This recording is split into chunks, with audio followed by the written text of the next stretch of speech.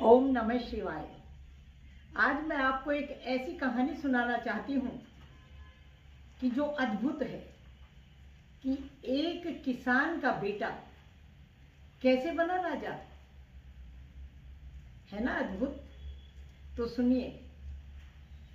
एक बार एक नगर का राजा बहुत ही वृद्ध हो चुका था। दुर्भाग्यवश उसको संतान नहीं हुई, संतान का सुख नहीं मिला और काफी एज का हो चुका था। उसकी पत्नी भी गुजर गई। अब वह अकेला ही था।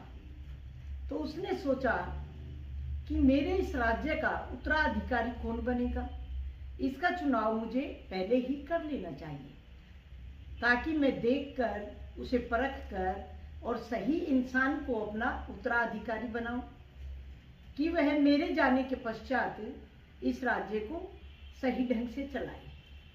तो उसने ऐसा मन में सोचा और रोजाना बड़ा चिंतित रहता था। तो उसने अपने मंत्रियों को बुलाया और कहा कि मैं हमेशा चिंता में रहता हूं कि मेरा उत्तराधिकारी कौन हो।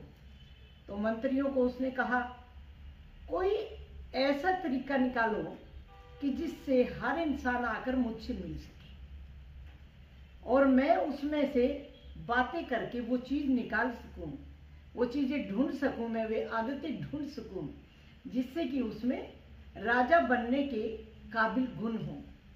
तो मंत्रियों की सभा बुलाई गई। मंत्रियों ने तरह तरह के उन्हें सुझाव दिए। अब राजा को फिर भी एक भी सुझाव पसंद नहीं आया। अब कोई मंत्री तो कह रहा था कि कुछ लोगों को बुला लेते हैं, कोई मंत्री कह रहा था कि गांव के कुछ लोगों को बुला लेते हैं, शहर के कुछ मान्यवर लोगों को बुला लेते हैं। तो राजा को कुछ खास जमी नहीं बात।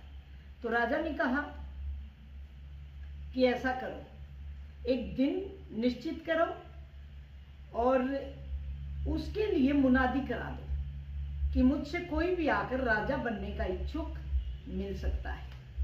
अब उन्होंने कहा कि सबको तो कैसे बुलाएंगे, ऐसे करते हैं कि गांव के पंच सरपंच को बुला लेते हैं, जिसको गांव वाले सब अच्छा इंसान मानते हैं उन्हें बुला लेते हैं, नगर के कुछ मान्यवर लोगों को बुला लेते हैं, तो आप उनमें से चुनाव कर लेना। लेकिन राजा ने कहा नहीं, मुझे हर इंसान से मिलना है जो राजा बनने का इच्छुक है। तो उन्होंने अब राजा की एक बात को तो नहीं टाल सकते। उन्होंने इसी प्रकार से एक दिन निश्चित किया और इसी प्रकार से मुनादी करा दी। अब जिस दिन राजा से मिलना था, जो दिन तय हुआ था, उस दिन राजा ने क्या किया? राजा ने कहा कि मैं कुछ जरूरी काम के लिए दोपहर के लिए बाहर जा रहा हूं और जो भी यहाँ पर आए उनके खाने पीने का, उनके आराम करने का पुख्ता इंतजाम कर देना, सभी को किसी प्रकार की कोई कमी ना रहे। अब राजा ने ये सब समझाकर अब राजा ने वेश बदला, फटे पुराने कपड़े पहने और अपने शरीर पर कहीं कालिख लगाई ताकि वह पहचान में ना आ सके। अब वह महल से कुछ दूर जाकर रास्ते पर बैठ गया। रास्ते पर बैठा हर आते हुए इंसान से भीख मांग रहा था कि बेटा मैं सर्दी में ठिठुर रहा हूं, मुझे कपड़े दे दो, मुझे कुछ खाने की वस्तु दे दो। हर इंसान ये कहकर निकला जा रहा था कि मुझे बहुत जल्दी है, समय नहीं है बाबा, जब वापिस आएंगे तो तब देखी जाएगी। अब राजा ने बड़ा हैरानी हुई ये सब देखकर कि इनमें तो एक भी राजा बनने के लायक नहीं है।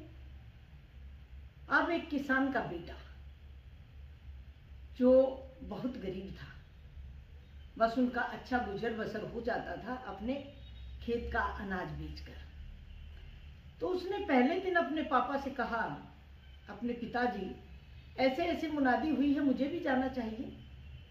उसके पिताजी ने कहा, बेटा तन पे कपड़े नहीं है, कैसे चले जाओगे महल की तरफ, कैसे राजा से मिलने जा सकते हो? उसने कहा कोई बात नहीं पिताजी, अभी रात पड़ी है, हमारे घर में कुछ पैसे कुछ अनाज रखा हुआ है, उसे बेचकर मैं एक अपनी चद्दर खरीद लेता हूँ, एक दुसाला खरीद लेता हूँ अच्छा सा, उसे ऊपर से ओढ़ लूंगा और मेरे कपड़े छुप जाएंगे। अब उसके पिता ने कहा कि ठीक है बेटा, जैसे तुम्हारी मर्जी।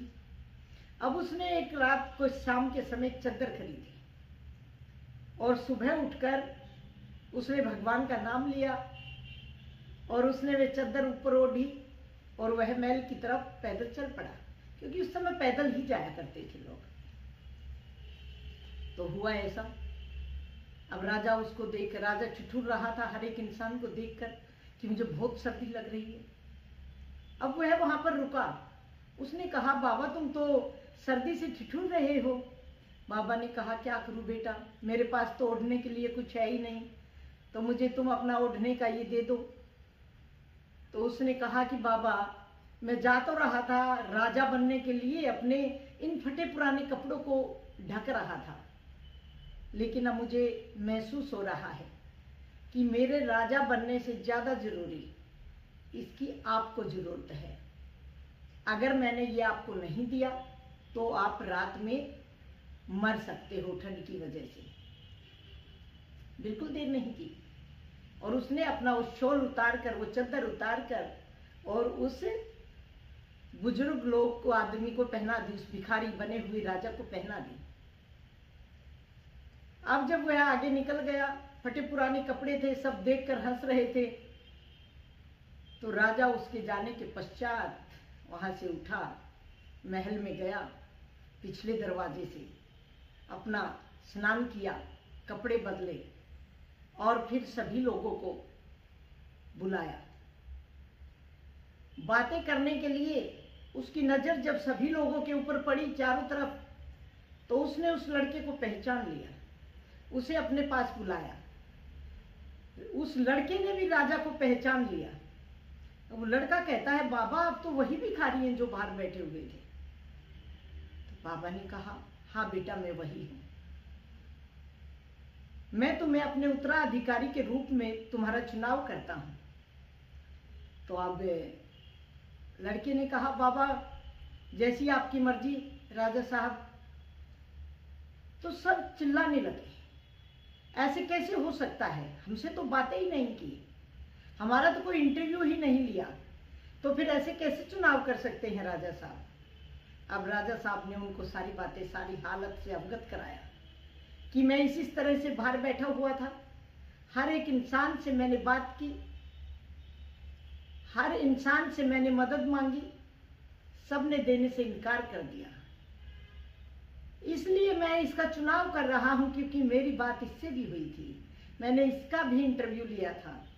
इससे इस इंसान के अंदर इंसानियत है, करुणा है, जो कि एक राजा में सब कुछ होते हुए जरूर होनी चाहिए, ताकि वह अपनी प्रजा का अपने बच्चों की तरह पालन कर सके। इसके अंदर करुणा है, इसने मुझे अपना विशाल उड़ा दिया, एक इंसानियत है उसके नाते। तो मुझे तो ऐसा ही उत्तराधिकारी चाहिए था कि जो मेरे इस राज्य का, इस राज्य में रहने वाले लोगों का अपने परिवार की तरह पालन पोषण कर सके, दुख दर्द को समझ सके, किसी तरह की कोई परेशानी आए तो उसका हल निकाल सके। तो ये थी कहानी। इससे हमें शिक्षा मिलती है कि इंसान के पास चाहे कितना ही बड़ा धन दौलत, चाहे कुछ भी हो जाए, उसको इंसानियत को नहीं छोड़ना चाहिए।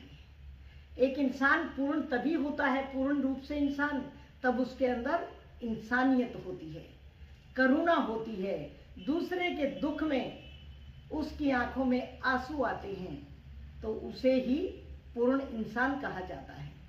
तो ऐसी थी ये कहानी, आपको अच्छी लगी होगी।